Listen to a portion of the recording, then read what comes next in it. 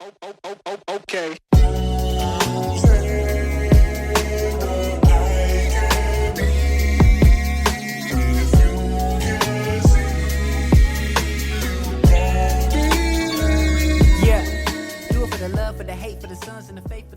Alrighty. 3, 2, 1. 3, 2, 1. Welcome to Godcast. Guys.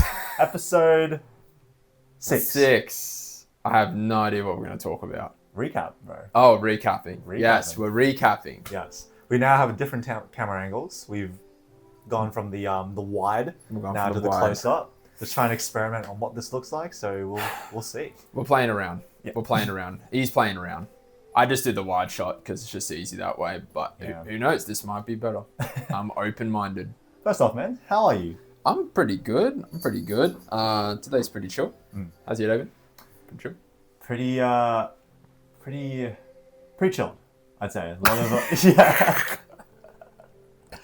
A lot of invigorating stuff. What a conversation. I made some breakfast. Yep. Ate that breakfast. Yep. And then checked my phone. And then we're here. Yeah, I honestly did the same. Honestly, that's about all my mornings been as well. It's one of those lazy days, you know. It's a Monday and it's raining outside on the Gold Coast. You can't get much worse than that. It's raining everywhere. So it's raining at Whitsundays at the moment. There Raining you at go. Morton Island. Raining in North Stradbroke. Raining all these places that I've been to. Just got a cold front at the moment. Exactly. Coming up and storing up some rain. Yeah. I was actually listening to a video on YouTube that was talking about like the original church fathers' view on how to actually defend against spiritual attacks. So the original church fathers. Yeah. And it was really cool. It was actually really good. I'll send you the video. Okay. Might even put it in the link. It was legit. Original church But it fathers. talked, the original church fathers. So like the like Saint John, Saint Augustus. A couple of those guys that were like the original, like the earliest church fathers, like the first like church fathers that came in and started the church or were part of the church growth. And they wrote like letters, they wrote like documents and stuff like that like coincide with the Bible and how to like quote unquote interpret and all this kind of stuff. So it's pretty cool. I'm gonna look into that more. I haven't read any of that really, but it's really interesting. Yeah. Okay. So anyway, that's just a side note. How to propel demonic forces. It was really good. Yeah, it was like, it wasn't so specifically spiritually like talking about like demons and convulsing and all this stuff. It started talking about a lot more about what are the pleasures of life and the things that are like forcing you to the things that we can be succumb to. And so talking about the pleasures of life, how so many people are just actually self-seeking, trying to get as many like good experiences in their life as possible for them. And that's where like life stops. But if that's all life is, it's just getting good experiences for yourself and whatever that looks like. It's so easy for that to just like, you just keep trying to enhance the experience. And then the misuse of like, you know, the first experience might be like, I want to go travel the world. And then you go travel the world and you're like, oh, okay, now I have to do like something bigger than that to like equal the same feeling or experience to like beat it. And then that's where you run into like, oh, I made $100. I want to make 1,000 now, a million now, 10 now, a billion now. And you just go into this, like, or you start with love and you're like, oh, I want to kiss a girl, and then you kiss a girl and you're like, okay, now I want to do something else, and then you do something else, and then now I want to do this, and then this, and and so essentially the number one combatant against the pleasures, the passions of life, that's what it was, the passions, to not misuse them, like Noah said, was to actually always be aware of it itself, but so if like food being gluttony is one, so like fasting, right? So fasting from time to time to defeat the flesh, so you don't get this like always seeking a higher thing, so you humble yourself, because that's the thing, is like everyone's trying to exalt their own experience. I think that's what it is, to like, you know how it says, Jesus says, whoever exalts himself will be humbled, and whoever humbles himself will be exalted. So fast, lower yourself, serve. Was that Matthew, wasn't it? It's Matthew, but Jesus says it. Matthew records it. In Matthew. I think that's one of the biggest things that we talked about in the 2 episodes was like identity. Like the key thing that I took away was like everyone had an original intention which was good, which later evolved into something very sinful. Yes. For example, with like Noah, his sin of idolatry was like he wanted to become a pastor, he wanted to lead. Yeah. But then his mind was so caught up with like the position. Yeah. And then with Katrina, it was like, I want to help people. Find their alignment. Lost herself in the wealth and and like it's very sneaky how I guess you say the devil comes in and just kind of perverses everything. Yeah. Like adds a bit of a twist. That's so I love how that tied in so perfectly, because I had no idea why I was saying that, but I felt like it's the perfect time. So the recap, let's recap over recap over the fact that like Noah's journey and Katrina's journey was, and even our own journeys, we could look at like where our path was going, because we came to it so young. But even like Noah did too. Like Noah was pretty early on as well. That just to be aware on our own lives what that could look like as well, because it happened to Noah, and even he was like in the church, very like embedded in the church at that point too. So his was stature. What was it? It was title. Positioning. Yes. And then Katrina's was couple things, but ultimately it was helping people. But it led down it's the trickle effect. It's the flow-on effect. Like, what does that actually lead to? I think it's good for her because, like, this is just from an outsider's point of view, that she was going more so helping people, helping high qualified people. Yes, yeah. And so what is the flow-on effect from acquiring high ticket clients of that stature, money? Yes. So it's like, even though she doesn't really like identify or idolize money in that sake, her clients in that same thing was like kind of like the trickle effect from that. Yeah. If that makes any sense. Yeah. It's so I think we could just kind of like pull apart what that looks like in a sense of like people's lives and what it is like in biblical, but also like just our perspective, a modern day version of it. Like self-development and stuff like that, and the ego. And then how do we actually like come to realize that, because what it is you don't know you're in it until it's too late. Right. And so people are like, oh, I'm just chasing it, like I'm just doing this because it's important that I have a career or this certain position, right? And so there's a good thing attached to it. It's actually good at first.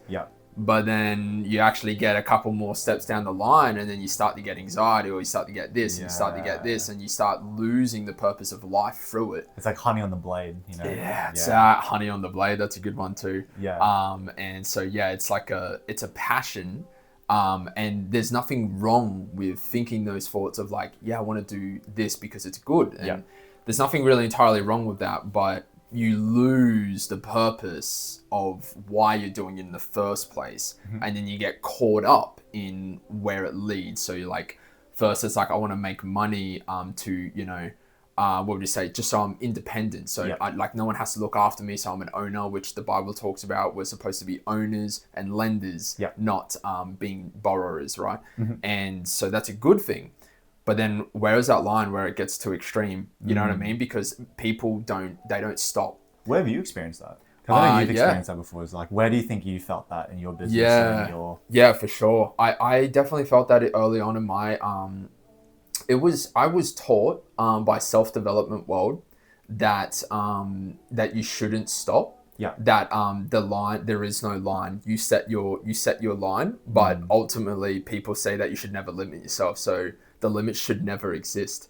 So meaning that like I was doing like 2,000 weeks, $2,000 weeks in my coaching business, which is great. Like that's amazing. But I had to get more. Otherwise, I'm not progressing in life.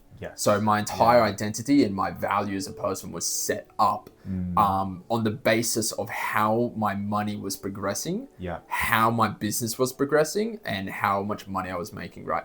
And so that's dangerous as shit. That's so dangerous, because if your money is going backwards and all of a sudden your life is bad. If your money's going up, life is good, but then you just go roller coaster road. Like that's just, because nothing's linear. Everything's a roller coaster in life. So I have such a good when we do an episode with Lachlan. I know. I went into shadow work, like what it is. crazy, like what it actually does. Yeah, yeah. Do you know much about it? I kind of get the idea, like in the sense of what it's about and unleashing and releasing and diving into the actual issue, but it doesn't actually give an antidote. It's but it's very much like how you kind of described it as well. It's like you have this force in you, which like wants you to do better. As in, like, for example, with money, it's like there's never enough. More performance based. And then the idea of shadow work is that you have a light version of yourself and a dark version of yourself called the shadow. The shadow is basically Carl Jung is like a psychologist that coined the phrase the shadow. Describing it as like your unconscious beliefs, which are basically so your unconscious beliefs which you repress down. And you've experienced that before when you kind of like, you know, had that release. I've experienced it before when I had a release with Lachlan as well. And it's these fears, these insecurities that come out, and it's like the stuff that you stuff down inside, so your traumas and all that. When they come out, it's like that's the force you're using it. You're using to basically take everything. Yes. And now that's so messed up. It's the sad thing is that there is no other antidote, because ultimately it's all about self. And so there's no escaping the fact that the issue is inside. But the answer's not inside either. Because that's where the issue is. As well. And so you're actually going into the issue and then hoping to reveal an answer. But because of the view of the Bible and the way, you know, that Christ lays it out, you can only see the difference by knowing that. The interesting thing is though, like the defense for like why you want to do shadow work is basically you'll never be complete if you don't understand your shadow. It's not about it's not about like having your shadow lead you. It's about first having him come out, realizing it's there, the shadow of yourself, the dark side of yourself. And then learning how to control it. And only when you're able to control the dark side, you're able to be complete. And it's so different now that it's so weird. That's so interesting. But and not to go too much deeper, because we'll bring it back. And we'll save it for Lachlan. Be such a cool episode. It's going to be such a big episode. We're going to have to make sure our phones are charged. It's going to be a big episode. I'm keen for that conversation. It'll be very challenging and provoking, like in a lot of ways. It'll be good. It'll be a lot of growth in that. Hashtag Lachlan. I can't wait. That's going to be. He said sometime next week. Cool. He said next week for sure. Sweet. And he said sorry for the reply times. So and what Christ says is not to actually go into the darkness. It's actually to face towards Him, to keep our eyes on the good, eyes on Jesus, eyes on God. Like Peter, we're in the boat in the middle of the storm in Galilee. Jesus is walking on the water in the storm, and all the disciples see Him. And Peter says to Him, like, Lord, like, if you tell me to get out of the boat and be on this water, I will do it. That's how much faith I have. Like, I will do it. And if you tell me to. And so He does. And He walks all the way to Him in the water. And then He takes His eyes off for a second and He sinks. And so I think that's one of the most underlying truths that self-development kind of cannot run away from or deny. That what you focus on, where your energy goes, where your focus goes, your energy flows, right? So to focus and to go into the shadow and to go into the trauma is actually to enhance it, is to give it power, to give it focus to some degree, right? There's a difference between awareness and the application of what that awareness is supposed to do. Because if you focus on depression, then you get that, right? But Jesus says to focus on me, not to focus on the demonic, right? Not to focus on the evil. Don't focus on the sin. He says he says not to fight sin. He says to flee from sin. Well, does Jesus say that, or is that in Romans? I think that's Paul that writes, who's one of his who Jesus comes to on the road into Damascus after he's resurrected. So I think that's from Paul specifically. But it correlates with what he teaches. Like, it's not to actually be like, it's not to face it. It's actually to focus on the good. And through that, the light from that will edify all the good, and then you'll become strong enough. And has that been true in your life as well? Yeah, like in the way that like before, right? So I actually perfect link it right back now. So I was focusing so much on money, trying to make money as the thing, and what was actually fully stopping me was the fact that I was focusing on the issue. Money I thought was the issue, but it wasn't. Money wasn't the issue. I was focusing on getting money, and I thought that would make everything better. Right. And so I thought it was a good thing because it was making me more independent, and I didn't like my family didn't have to pay me. I didn't have to rely on people. I was getting more time and energy. This is all a lot of good things attached with it, but it's just built on the wrong foundation. Yeah. Like it was built on, by the end of it, like if I didn't have money, I was worthless. In other words, and the more money I had, the better I was as a person. Yeah. Right. Okay. And so it was all built on the wrong foundation. Yeah. And so I think that's where it all stems from, is what does the foundation look like? Because because as Jesus says, the greatest 2 commandments you can follow is love God with all your strength, mind, and soul. Yeah. And then love thy neighbor as thyself. Yeah. If that's your foundation, then everything built on that will be good because it all comes from that. Yeah. But that's not self-development. It's about the self-experience, about the self-improvement, about the self-love, about the self. Yes. And they can't run away from that because only God actually institutes the correct, like institutes the way to actually look after people. But that's a whole nother thing. But yeah. That's cool. It's like it very much relates to Noah and how he described it too, like in episode 3. Yeah. It was about like putting God first as like your idol. And the reason why that's the case is because God knows that everything else will kind of disappoint you in a way. Everything else is temporary. Yeah. It's vanity. It's vanity. Vanity. And perfectly how it kind of describes your life too, man. Yeah. Cool. And so that's just and so realistically to take away from that, to wrap that up, was what I thought was good wasn't. What I thought was leading me to life was leading me to death. And what's the difference now? Like, because I know you've been for 10 years, like you've bounced around. Yeah. But like, why now? Like, why is God why is it so secure now? Yeah. So I would say it's just one really simple thing. And I think it's the message that everyone will come to realize at some point in their life, I hope, that you are imperfect as a person. And so your decisions and everything is flawed. Yeah. Everything about our decisions, thoughts, directions, actions are flawed. Yeah. And what that means is that what you think is good probably isn't good.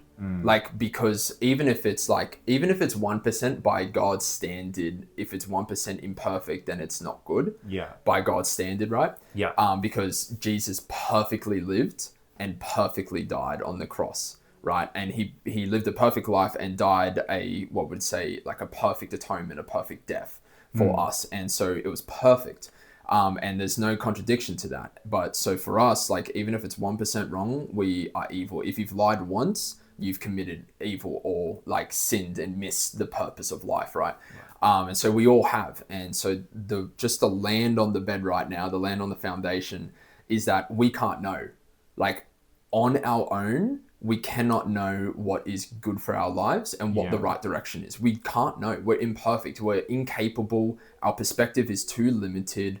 And our ignorance on how we think, our ego, and the fact that we think that we're not blinded to our own perspective or even own truth is ignorance. So you'd say the biggest thing that you've like come to realize is just a bigger sense of humility. Really. Yeah, exactly. Humility in the way that we actually really know nothing. Yeah. And the funniest thing too, people think that Christians think that they have it. So this is the misconception, right? The difference between the personal development and Christianity.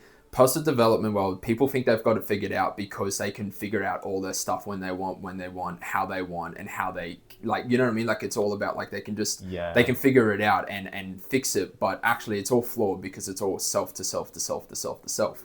And we're flawed by nature.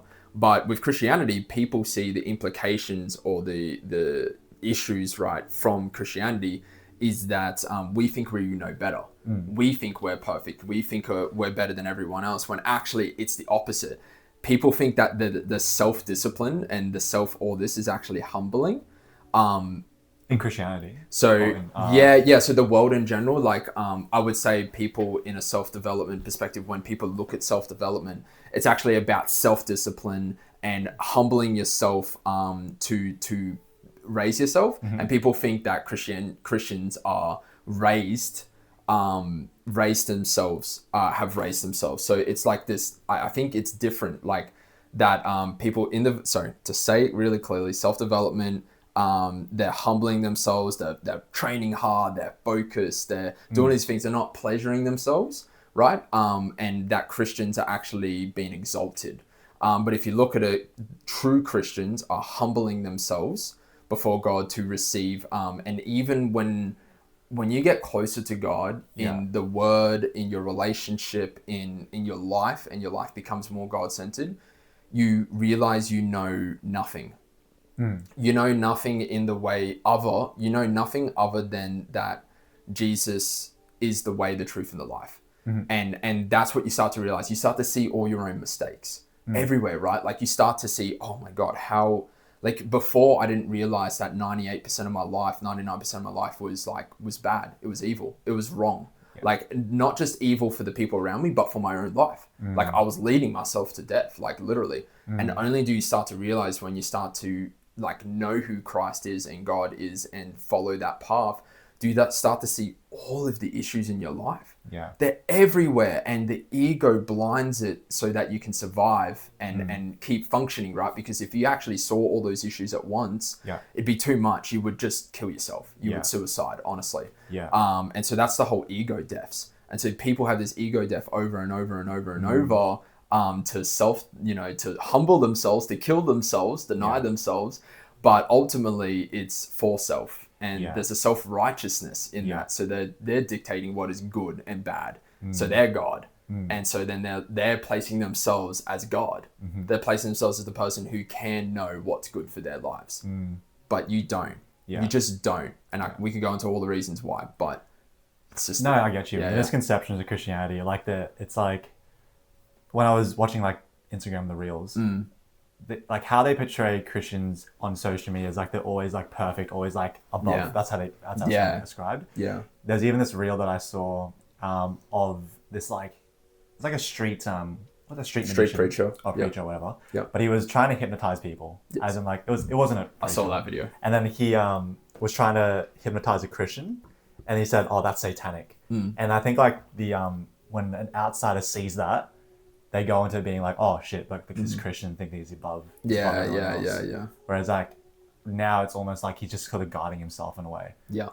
And so there is a couple things to that, but I think the fundamental like part of that is that as Christians, there's two parts. He who humbles himself will be exalted. That's what Christ says, meaning that we humble ourselves before God. But the fear of the Lord is the start of wisdom and knowledge. But those who fear man, fear the judgment of man, don't place God as God. They don't look to God as the director, the savior. So if you're constantly people pleasing and you're afraid of what people think of you, then that's a big issue when it comes to walking out the truth. Because if you're afraid of all the perspectives around you, you're going to be either stuck or you're going to be deceived and just consistently just be trying to figure it out and walking from one place to another. But God's you've never been afraid of people, have you? I was afraid of, like, everyone validates themselves either through themselves, which is super dangerous because we're constantly on a roller coaster, or on other people. But like my dad, I wanted the respect of my dad and the pride from my dad, or the respect of my, you or people around me, or my relationship or whatever it might be. But that's the biggest issue, that because the number one thing is to love your God, and to love God is to respect him and to look to him above all else. Like he's the guide, he's the way, he's the truth. And so when people come into contact with Christians that deny other people's like perspectives, when it's not based on the biblical truth, there's two things to that. One, it's protection, because we know and are come to know the love, the peace, the truth, the light, the grace of God. And that's true. It's there. We experience it. We feel it in our daily lives, and it's in the word, and it's tangible. It's almost there, right? But then the other thing is that we do that because we know we've found the truth. And so I've always had this wrestle, right, with not being so exalted that I'm better than everyone else because I know the truth. Yeah. But Christians, we need to know this, that Christians don't proclaim to like be the truth. They know the truth. There's a big difference. Jesus says, I'm the way, the truth, and the life. We can be examples of what it means to walk as Christ on this earth. We can be the only gospel some people might read, as Noah said. Yeah. But ultimately, Jesus is it. It's not about us.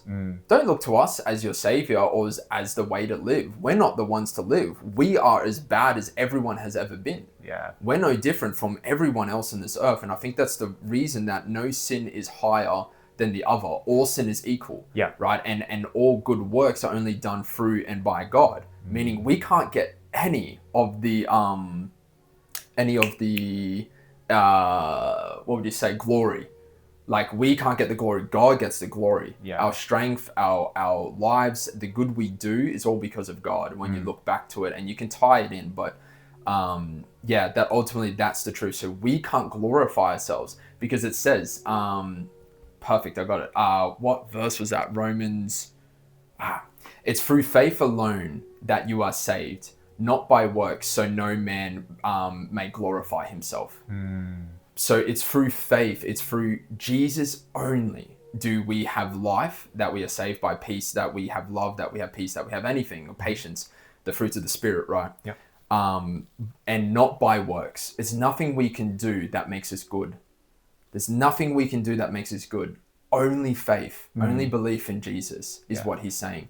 And that's a really hard truth to digest because it kind of contradicts everything we know, right? Because before, like, everyone in the self-development world would see that as like, no, it's what you do that makes you good. Yeah. Like, it's like, you know what I mean? Like, I've got to do all these things. I got to make all this money. I got to do things for it to be true. Yeah.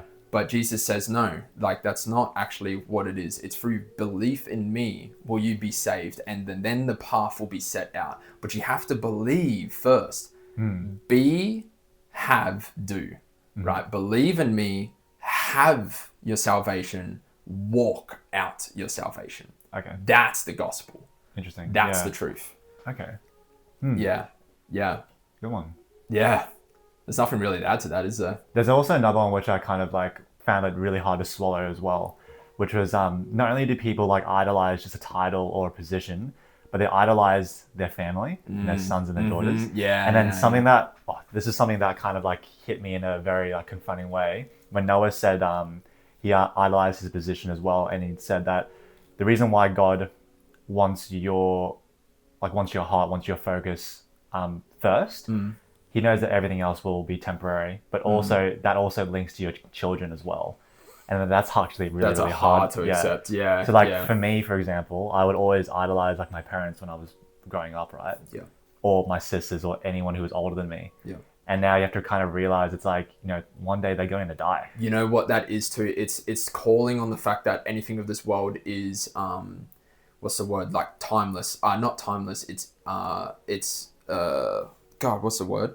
It's stuck. Like it will die one day. It won't last forever. Yeah. And meaning what he's really like pointing at is that he says like to build your life upon the rock, upon the foundation, and he's talking about himself.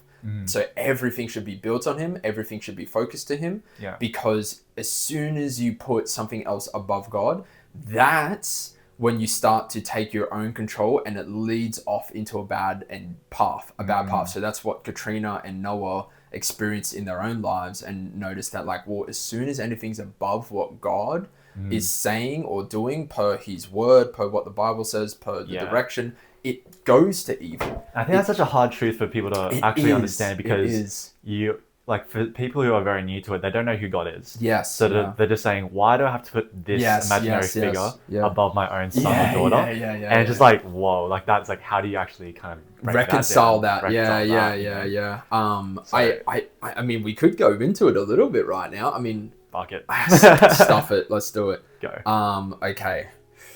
Holy Spirit, help me answer one of the most intense questions you can ask for probably all of humanity right now. Yeah. For at least, it's essentially asking why put your faith in God? Yeah. Above anything else that is more real and tangible. Yeah. I think the first thing to break down is what we consider reality and real. You know what I mean? So like, we put our trust, like if you don't know God or believe in a spiritual existence for that matter, what do you where do you first, what's the foundation you're building your entire like purpose, wants, desires, values off? Like, what are you building it from?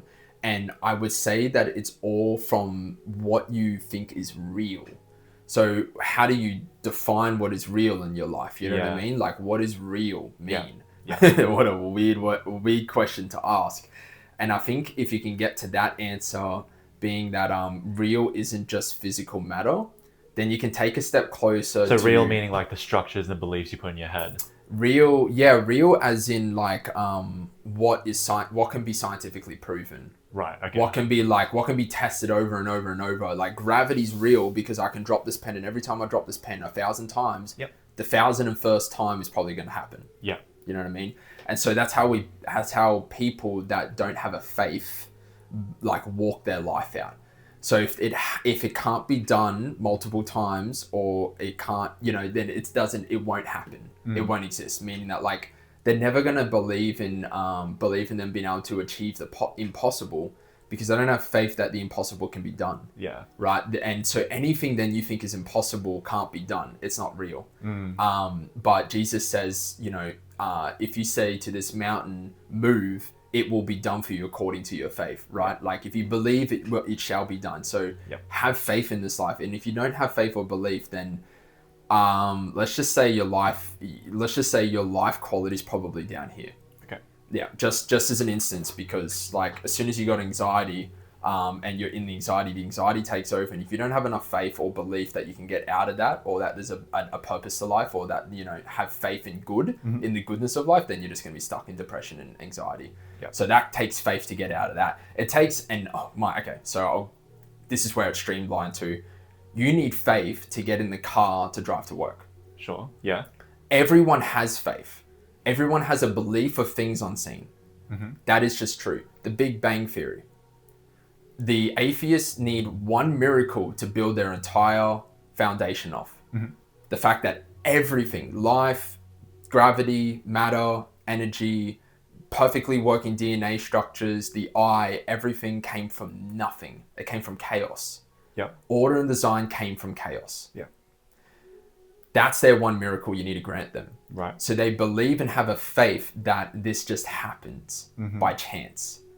So it's a pretty big faith. If you break down the chances of life coming into existence and the perfect parameters for life, the probability is like 1 to the like gazillion power. So this is breaking down what's real. Yeah, okay. Breaking down what's real. And so they believe their faith, or what they believe in, what's real, what they believe is real, what they have faith in that's real is built off a miracle itself already. Right. So you're actually not that far from believing that something created this. Right. Okay. Being God. Yep. And if God created it, being an intelligent mind who created the universe, if God did that, then this is an argument for God, right? There's an argument for like not just what's physical is real, but what, that you're not actually that far from what actually is God. Yeah. Because your miracle is nothing. Our miracle is God. Yeah. I'd actually say our miracle is creation. That's the proof of God.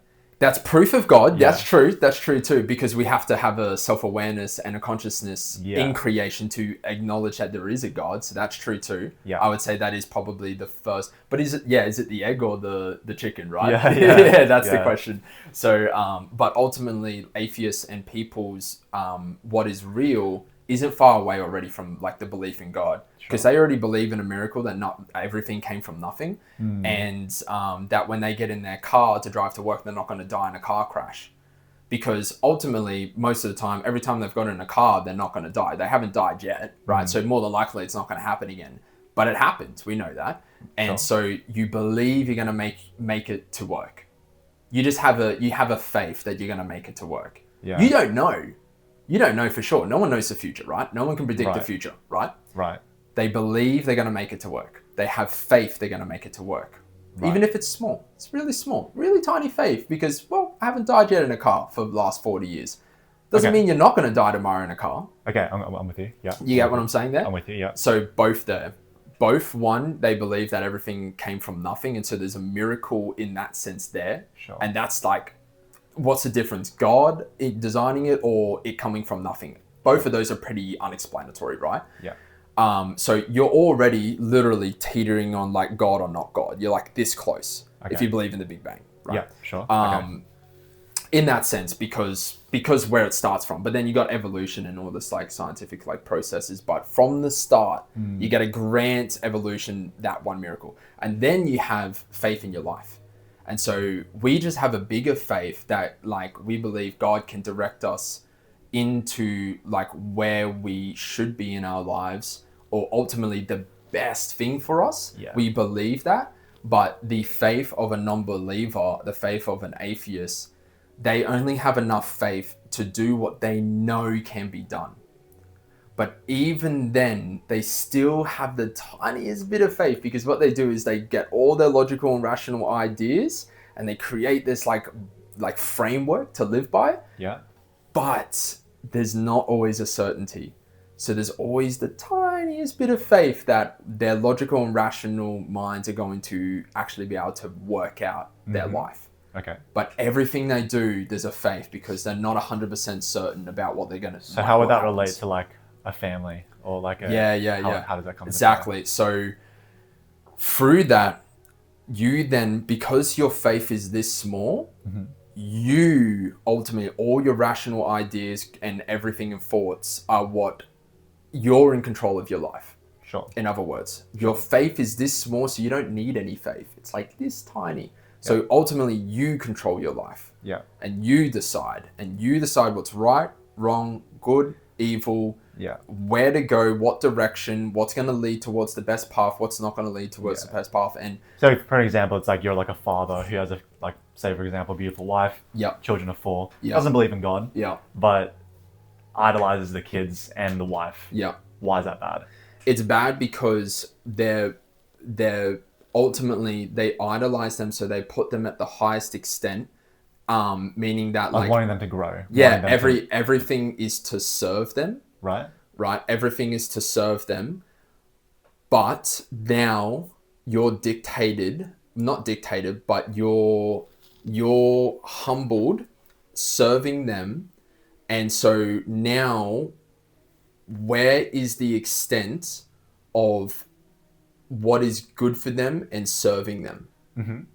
Because again, the foundation, because then your family becomes your foundation. So if you're there's about 2 billion ways this could go wrong.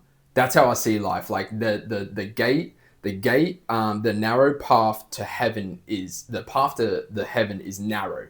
He says it's small and few walk it, but the pathway to destruction, to hell, is broad and many walk through it. Okay. Meaning that the ways it can go wrong are infinite, but the ways it could go right are very small, right? Like we see that in life, like meaning that we have to be very particular in the way we go about our life. Otherwise we could kill ourselves at any moment, right? Sure. Yeah, like I could trip over and knock myself out and die. Yeah. And so there's just 1,000,001 ways that like anything could go wrong at all times in any situation. Can you give me an example with like a family? Yeah. So with a family, let's say your kids, your kids want to, I'm going to have to use a very controversial pathway here. Your kids in want Godcast, we don't give up. Your kids want to become gay, right? Let's say they want to become gay, or they there we go. right. Okay. They want to become gay, or they think they're gay, or that it's good to watch porn, or it's good to drink, or it's good to do this, or it's good to do that. To some degree, if you are first, as the foundation, afraid of not pleasing your family, not giving them what they want, that's the way you're basing it off. Just one tiny example of billions, right? Then you're going to give them what they want. But what they want isn't maybe what they need. And so there's a structure to how we're supposed to live. It's not do what you want, when you want, how you want. Sure. Right? And so if we just give them what they want and we're afraid of not pleasing them, this is a big thing. Okay, just say in my relationship, this makes it so much easier for me. Let's say with me and Bailey. Sure. As what we're called to do is to live by the truth, to follow the truth. And this is all laid out in the Bible. Every answer you ever have is in the Bible. It's all there. It's a massive book. It's got all the truth in it. And so that leads us to life. The answers are there. But if we come to our own conclusions through our own, what would you say, imperfections of our past experiences, what we've had before, all these wrongdoings, we're going to get this input of, okay, Bailey wants this. My wife wants this. And I want to look after her. I want to do the right thing by her. That's my intention. Yeah. Great. That's great. That's a great intention. The problem is if you take what she wants, put it through your own understanding, you're going to go through a bunch of these filters that then are like, okay, maybe your filter for you is you want to please her. And so by pleasing her, you buy her whatever you want. Yeah. But then you just feed her greed. You just feed the issue. Yeah. I can relate to that for right? sure. Yeah. And I think a lot of people could. And that's one way for family. Like, you just give your kids whatever you want and they become greedy little shits. Yeah. Right? And so that's an issue. And so that's putting your family above what God says. That's one instance. Let's go a bit more complicated as well, because some parents would be like, obviously sugar's not good for you, or porn's not good for you. Yeah. But they still don't need a God in order for them to tell their kids that's wrong. Yes. Okay. Yeah. You know what I mean? It's like those basic things that, like, porn's bad, alcohol's bad, drugs are bad. Yeah. But I still don't need a God to tell me what to do. Tell me that that's wrong. Yeah. I would ultimately say that, because my sister's a big one of this. Where she doesn't believe in God per se, but has something called her code. Yeah, the moral code. Yeah. It's essentially... I would ask her what that's built on then. Exactly. Yeah. That's the first question. It's like, what are you basing your moral code off? Yeah. And they will base it off their experiences of life. Yeah. That's a massive issue already. Because if everyone bases their experiences of life of how they live their moral code, if someone murdered your father, then you're going to live life through bitter and resentment of that. And so like with Kalia, because she had bad relationships, right, in the past, now her moral code would have shifted because of what's happened to her and what's been done to her. So meaning that she shifts with how life treats her. Life is chaotic, right? There's the order and design, but there's chaos in wrapped in with it. There's evil, there's bad. Yeah. And so if we dictate how we're supposed to react and who we're supposed to be based off that evil that's done to us, then your moral code gets real shifty, and it's based off what happens to you, not based off what's true. Yeah. Your tiny one experience of life isn't the truth. Right? It's true for you because it happened to you, but it's not the truth. Right. And I had this amazing realization the other day that I didn't realize it. God gave it to me. Sure. I was in my honeymoon, and God essentially revealed to me that the closer our individual truths, our individual, individual perspective and truth gets to objective truth, the more brighter life becomes, and the more peace there is, the more patience there is, the more love there is, the more kindness there is, the more all these fruits of the Spirit, right? Yeah. All the good things in life enhance. Right. Because as Jesus says, I want you to be the salt of the earth. Salt preserves the good. Salt preserves meat when you put it in it, and it also enhances the flavor. So it enhances life. It enhances the goodness of life. And so that's what I choose to believe that and have faith that life is actually good. It's not this like pessimistic, hedonistic, like, well, we're going to die one day, there's no point to life. Yeah. I choose to believe that there's actually beauty in life, that there's actually love, and there's actually a beautifulness to it. Yeah. I choose to believe that, but by leaning on the understanding that God says that is true, then no matter what happens to me in life, if someone decides to murder Bailey, if I truly believed in Christ, I would not only have to forgive that man, because that would unburden me, right? Forgiveness of the own heart to someone else. Yeah. But that would also then be the truth. I choose to believe that anything that is true should be ultimately good. And should be embedded in truth. So murder, if like, for instance, in Kalia, so I'm jumping a little bit, but instance in Kalia, like her relationship not working out, she could decide to deem all men evil. Now, would she be wrong? By her standard, no. And look at feminism. The fact that so many women are wanting their own independence and don't need a man, right? Like, you look at all the culture we're in, like, I don't need a man to tell me how to live and what to do. Would you say Katrina kind of falls in that too? No. There's a difference between a godly man and right? Like, there's a difference between that, and no, she didn't fall into that because she was, she doesn't believe men are bad. She's been looking for a man. Oh, obviously, yeah. As feminine. When she first started, to some degree, but not really. Yeah. Not like women are better than men, not that kind of stuff. Yeah. But for Kalia's instance, she could deem men wrong, and would that, like, if you didn't have the Bible and God to tell you that it was wrong, how can you say she's wrong? She's not. Yeah. She's not, by her own standard, though. By her own standard, and no one could tell her by their own subjective standard of their own life. Like, oh no, my husband treats me really well. Like, he's really good to me. But by her subjective standard, like, she could just deem all men evil and just, that's it. Yeah. And then she's never going to find someone to love. Yeah. Like, that is true. You know what I mean? And yeah, of course. It's like, even for me, when I was going through a little relationship phase, I've dated people who were ungodly, and then people who are kind of just like spiritual, godly, whatever. There's such a key difference in terms of like the women you choose as well. Big time. Absolutely. I think I think God kind of describes women as Eve, as the helper, which actually how he describes himself. God. Yeah. Which is actually really cool. The same word used for God is the same word used for Eve, for women. Yeah. Which is just because it's man's helper. Yeah. And God and Jesus comes down to serve us as man's helper. But Adam also means humanity, which also means man. So it also means... Oh, really? Oh, shit. Oh, shit, that's cool. Yeah, so that's another one, because it's not God serving man and women serving men. That's not what it's about. It's about serving humanity. Oh, right. Yeah.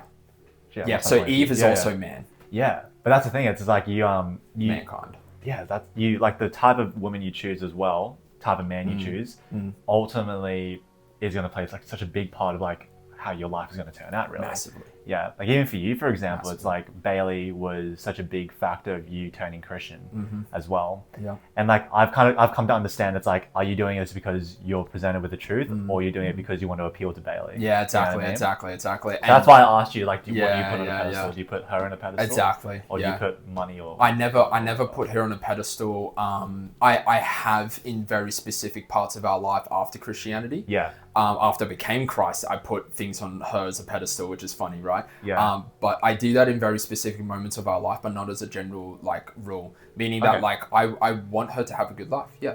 Yeah. And so I'm constantly in discernment, constantly in awareness of like, what does that mean? And it's what God says it is, not what I think it is. I think I need to please her based off my past relationships. Yeah. You know, right? And so I've just let her do things that I shouldn't have let her do. Yeah. Or that I should have warned her more against. Not let her do, because ultimately she's going to make her own decisions to some degree. I'm not. Love isn't about controlling, but love is about adhering and being like, look, if you do this, this is going to happen. Yeah. This is where this leads. And so you actually presented something really cool. It's another argument. So there's feminism, right? And then you have like a relationship between a godly woman, godly man. What's the differences that you find between, say, like this modern culture, feminism, hookup culture, all that, versus, say, godly man, godly woman together? I think you're a part of it, obviously. I honestly see it as the same answer for everything we've already just gone through, which is that the difference is that everyone's subjectively creating their own meaning of what is purpose and meaning and what is good or bad. Yeah. They're subjectively creating it, and they're creating it based off their own experiences of life and what they know. And so so it says not to lean on your own understanding in the Bible, but on every word that comes from the mouth of God, meaning on every word in the Bible. Yeah. And that just means that like you're either embedded in truth or you're subjectively creating your own truth. You're creating your own version of reality. Sure. And like we said, when we first started, we don't know what that is. We're imperfect. We can't know ultimately what's the best path for our own lives because it's our own tiny 1 person out of 8 billion people perspective of what life is. Yeah. And we can't know. So either there's a God that created all this and created it for, like, there's an original purpose, and he actually gave us that original purpose, and not only gave it to us and told us how to live, but sent himself and his son down and lived it out and showed us. Either that's true and we can then abide in his word and in the truth and know it by that, or this all randomly happened and there is no truth. There is no universal truth if there is no God, bro. Yeah. There can't be. Otherwise, your universal truth doesn't exist. You got individual truths. So your truth and my truth and some dude in like Pakistani is totally different truths, but they're truths to their own individual self. Yeah. But that's so wrong. It's so wrong to go about that way because that is where every single evil that has ever been committed on this earth has started. Even people committing atrocities in Christianity in the name of God has started from the self idea, not from the word of God. Yeah.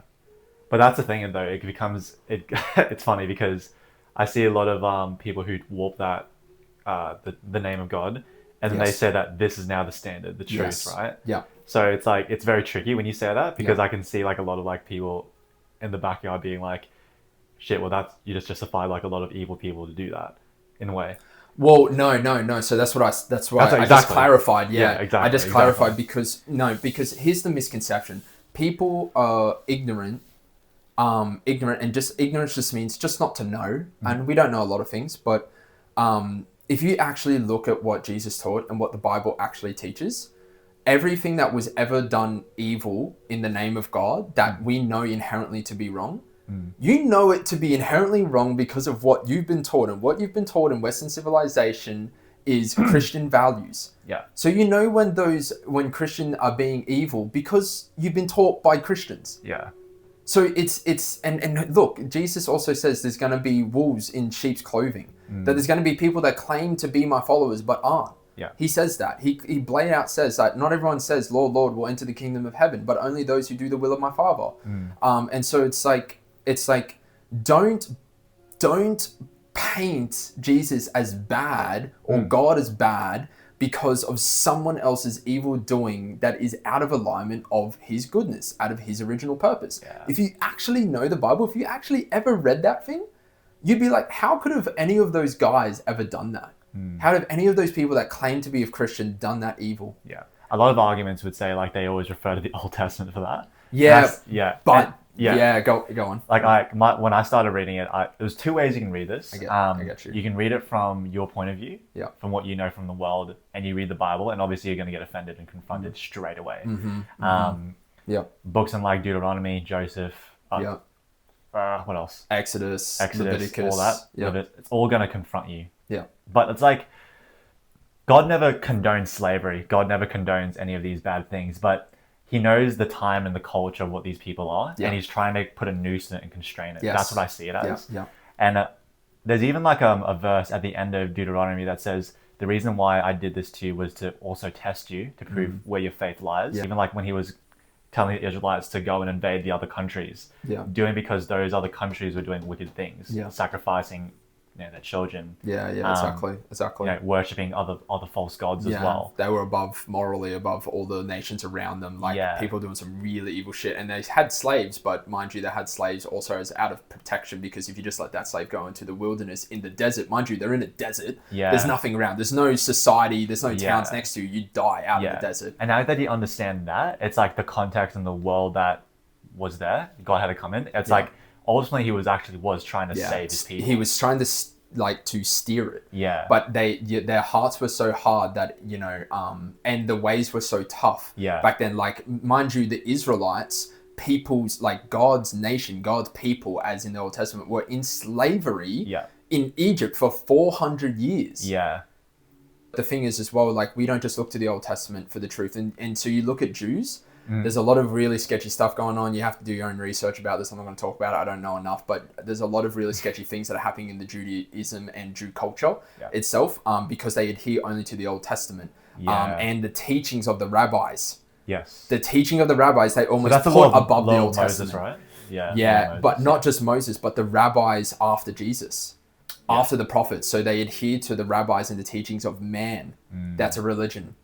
We believe in Jesus' teachings as God. So it's not a religion because we believe in that which is a personal relationship with God, not the teachings of man. Yes. Man is built, religion is built by man. But anyway. And that's a cool thing. Like my dream and Katrina's argument too is just said that religion is actually a demonic spirit. That's what Katrina said in the episode. I remember that. Yeah, it is. And she said that Jesus is actually anti-religion. And then my dream was like me fighting religion also with Jesus. Yeah. I was like, wow. Like, isn't that like... And honestly, cool. Your dream, it gives me so much comfort. Yeah. Because here I am having these conversations and walking this truth with you. Yeah. When you've had that dream and Christ revealed that to you, that you're going to fight religion. And so I'm like, wow, I'm so glad. Like, I just have, that's a confirmation for me that I'm not religious. That I'm not swayed by religion. That I'm actually trying to walk Jesus' truth and walk what he revealed through the Father. Revealed through him to see the Father. And you can almost view the Bible as super personal as well. Like, you even said something really cool that you said Adam stands for humanity. Yeah. So if you actually say the Israelites or even all the Jews and all that stuff, all of them are Adam, basically, right? Yeah. You can sort of picture as like God trying to correct his son. Yes. And it's really cool in that way too. It's like, whoa. So if you view it that way, like the whole Bible as a relationship between father and son from the very beginning to the end, it's actually it's a story about love in a way. And redemption. Yep. And I'm like, whoa. And this is the thing when people, to bring it back, this is what people were saying when they're ignorant of what the Bible actually teaches, that, you know, this God's trying to I don't want a God dictating me. I don't want a God doing this. And I get it. You haven't read it. Yeah. You haven't read it. You're making a decision based off how everyone around you is like portraying it. Yeah. But don't go to go to the source of what actually teaches. Don't go to the people, flawed humanity. We're all imperfect. Yeah. So don't go to the imperfection to get perfection. Yeah. Or to get the revelation of what you're looking at. You're not gonna take Jordan Peterson's word based on what someone said about Jordan Peterson. You're gonna go listen to Jordan Peterson. Find out for yourself, right? So don't listen to us. Go read the Gospels. But yeah, like ultimately, like don't take just our word for it. Like I cite a lot of scripture, but like it's all in these little pieces. And so there's this massive context to the whole Bible that no one really understands until you've actually read it and experienced it. Yeah. And man, like there's no words to describe how like outside of your comprehension the Bible actually is. It's not just a bunch of stories. It really isn't. It's really strangely all true. Because if you take all the teachings from Jesus, why do all of them enhance people's lives? Why do none of them, like, there's nothing wrong he ever said. Like, it's all completely true. And it's just that itself, to claim that seems like we're putting ourselves, like, we know the truth, like, above everyone else. Yeah. But we're not saying that to give ourselves glory. Like I said, it's on faith that we're saved, not by works, so no man shall glorify himself. I think a beautiful thing too, it's like people greatly underestimate the power of redemption as well. And that's a big thing in the Bible. It's like people were like sinful, doing all horrible acts to each other. And then you go to the end of it, and then the end of it, it's all about coming to a terms of redemption as well. Yes. Yeah. And I think what a lot of like cultures don't believe, like for example, sorry, sister, but like feminism, for example, would go like paint men as bad, always bad. Yeah. For example, if you have trauma with like your parents are bad. I can't have a family. Yeah, exactly. Yeah. Then that's your truth in a way, but then there's no redemption. Like there's no beauty for humanity. There's no way out of it. Yeah, no way out. Yeah. And I think in my whole life, even before like God and everything like that, I've always believed that even the most evil person has a capability of good. All my dreams that have come to me so far have been in like at the moment of extreme fear, of extreme darkness, there is light. A slimmer of light that comes out and flourishes again. Yeah. You know what I mean? And I think that's possible for all people. It's like everyone has redemption in a way. To go off that too, I think you're gonna love this one. Yeah. Everyone wants to, like, the reason they don't choose God is because they want to live their lives, and so they want freedom, right? They want freedom of their own lives and their own choices. But based off what you just said, you actually create the cell. You create the enslavement. You're enslaved. Yeah. So it literally says because by then there's no redemption. So you're actually enslaved to your own thought and opinion of the situation. So you're never going to find a man now. And now you're enslaved to the fact that you're never going to be redeemed to find another man. Yeah. And mind you, this goes into money, this goes into relationship, health, food, like everything. It goes into literally every faction of life. It's crazy. Yeah. That you can be enslaved in any area just by like thinking that, you know, all men are evil or all money is evil. Money's not evil. It's the purpose of it, right? And so the love of it, right? And so it's the wrong purposes of it. It's not, money's not evil. It's what we take it to be. It's what we decide it to be almost, right? But yeah, and to just say that, like, it also says in the Bible that that Jesus frees us. Yeah. He frees us from captivity. He breaks the chains is literally what it says. Meaning that he has the antidote and the answer to freeing us from our own demise, from our own path of destruction, from our own imperfections, right? Of free will. And that ultimately in him is freedom, but on our own, we are actually enslaved to our own thoughts and own directions. And so there's this funny thing that people think the more choice you have, the more freedom you have. Actually, it's very much the less. The less choices you have, the more freedom you have. Oh, interesting. Right. Are you talking about like abundance of things? Like in life in general, meaning that it's not to say that you should only have two choices in life. Okay. Ultimately there is only two choices, life or death, right? Like good or evil. But ultimately when you start like narrowing down the fact that life isn't about having this like do whatever you want. That's not freedom. Sure. You're going to be stuck because there's too many options, right? And you're going to just get analyzed and you're just going to be stuck in analyzing what you should do with your life and find no meaning because you could do anything and then therefore nothing has meaning. But ultimately that like your own choices are going to lead you down your... That scared him. Sorry, I kept trying to come in. Totally distracted. I totally lost my point just then. Yeah, that's anyway, right. Yeah. I was going to ask you this actually as one last question. Yes, actually. okay. Right. Bailey talks a lot, and I guess Katrina as well, talks a lot about God wants abundance for you. If you say that less options mean you're actually more rich or wealthy, what do you say? More happier, per se. Yeah. What does that mean then? What does abundance mean? You know what? I think it's this way. It is actually the fact that there are two choices. Either there's the right choice or the wrong choice. Yeah, life and death. That's where you have freedom. Because then it's not like, oh, any choice, it doesn't matter. Yeah. That's captivity. Because then if there's 1,000,001 choices you can make, which one's the right one? And then you make one, and then how are you supposed to know that was the right one in comparison to the other 1,000,000 you could have made? Then you got to try 1,000,000 different choices. Sure. Yeah. And so then you're in captivity by just trying to figure out what's the truth. So what's abundance? Abundance is in being in the truth. Right. Abundance is life.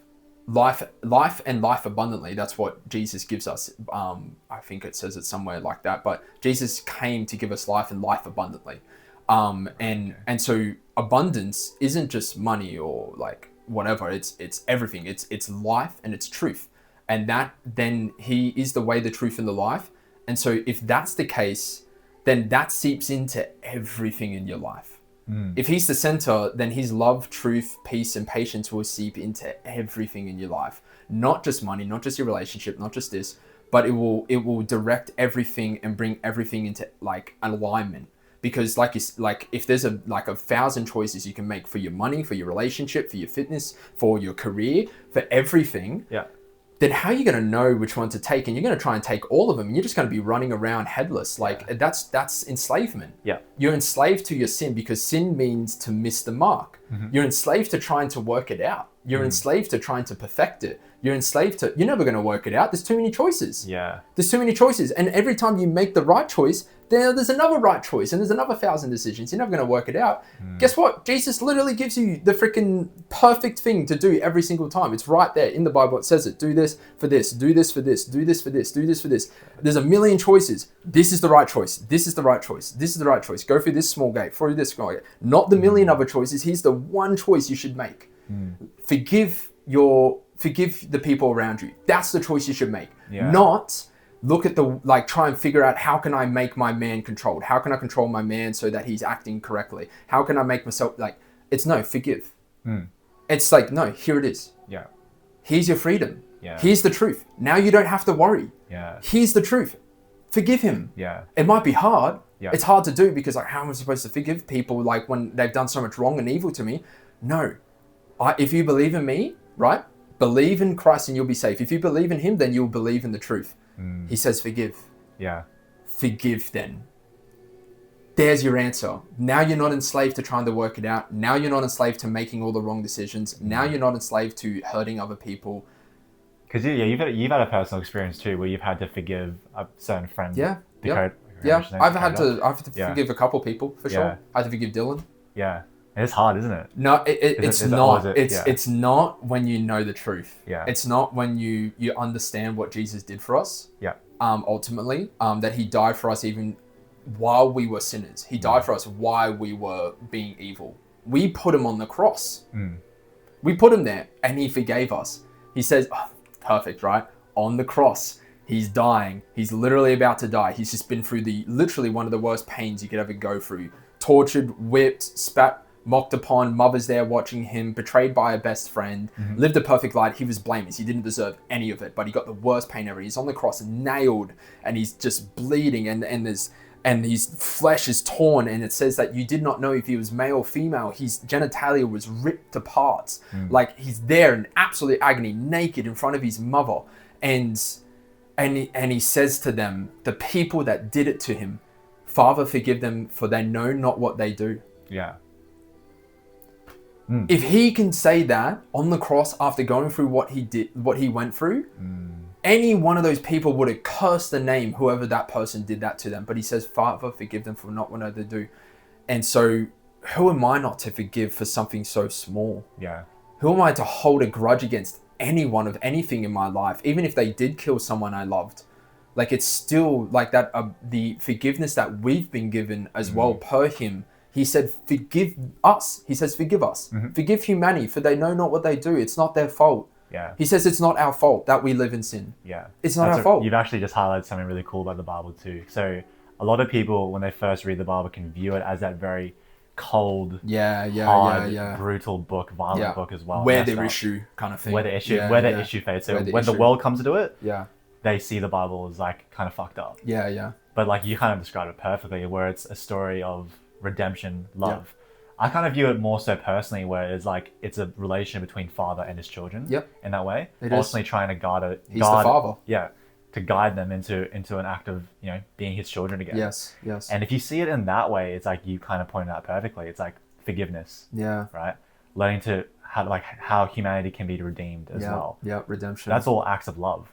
True love as well. Yeah. So the Bible is actually a story of love. Of love. Yeah. It is, and it is of love. And even though there's some messed up stuff in the Bible, really messed up. Like there's like girls having sex with their fathers and getting pregnant by their fathers and stuff like that. Like that's in there. And they said he was drunk. They got him drunk, but because there's a messed up one I'm talking about, but it's one of the more messed ones that stuck with me. And obviously killing children and all this kind of stuff that were evil. And there's so many, there's a lot of answers. Okay. Yeah. But long story short, it is about a redemption of humanity towards love, towards him.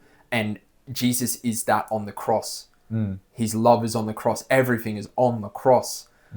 His patience for humankind. He died on the cross and he went through everything he went through. And that's patience. That takes patience to do that. The obedience to do that. The peace.